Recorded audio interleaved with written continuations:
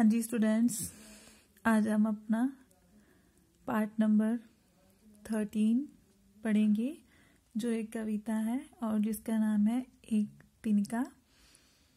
ये जो कविता है इसके कवि का नाम है अयोध्या सिंह उपाध्याय हरिओं जी द्वारा ये कविता लिखी हुई है। इसमें कवि ने हमें यही बताया है कि हमें कभी भी घमंड नहीं करना चाहिए, कभी भी हमें अहंकार नहीं करना चाहिए, क्योंकि हमारे अहंकार को दूर करने के लिए एक तिनका ही काफ़ी होता है। जिस हम छोटी सी छोटी चीज़ को कुछ भी नहीं समझते, वही हमारे अहंकार को दूर करने का एक माध्यम बनता है। तो चलिए आगे हम कविता पढ़ते हैं। मैं घमंडों में भरा ऐंठा हुआ, एक दिन जब था मोडेरे पर खड़ा, अचानक दूर से उठता हुआ एक तिनका आंख में मेरी पड़ा। मोडेरे शब्द को बोलते हैं।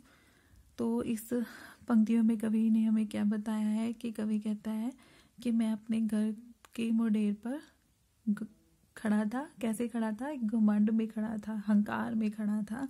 तभी क्या होता है, तभी अचानक उसकी आंखों में कहीं से उड़कर एक तिनका आ गिरता है। जब वो अपनी छत पर खड़ा होता है अहंकार में, तो वहाँ पर अचानक हवा से उड़ता हुआ एक तिनका उसकी आंख में गिरता है। तो आगे क्या होता है,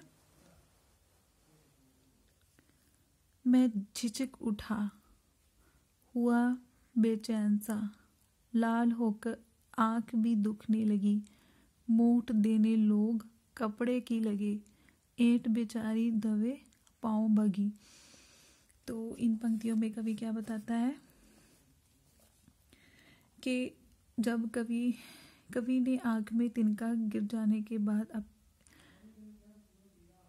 अपनी हालत का वर्णन करता है कि जब उसकी आंख में तिनका गिर जाता है तो फिर वो बताता है कि उसके साथ क्या होता है।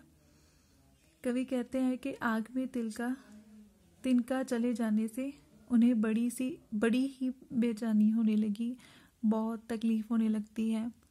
वो झिझक उठता है, उनकी जो आंख होती है वो लाल होगी और दुखने लगती है।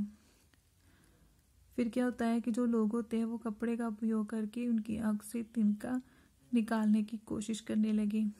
तो इस दौरान उनकी जो ऐंठ और घमंड बिल्कुल चूर होकर दूर भाग गया। कि जब वो तिनका उसकी आंख में गिरता है तो उसकी जो आंख क्या है वो लाल हो जाती है और लाल होकर क्या है दुखने लगती है। तो फिर क्या होता है कि उसके जो आसपास के लोग होते हैं वो कपड़े की मूठ किसे बोलते हैं, कपड़े की पोटली को बोलते हैं, उसे क्या है उसकी आंख पर लगाते हैं कि जैसे उसे तकलीफ कम हो। तो इतने में क्या होता है कि उसकी जो अहंकार होता है, जो उसका घमंड होता है, वो क्या है चूर होकर दूर भाग जाता है। ठीक है बच्चों, तो आज हम इतना ही पढ़ेंगे। नेक्स्ट हम अपनी नेक्स्ट वीडियो में पढ़ेंगे। धन्यवाद।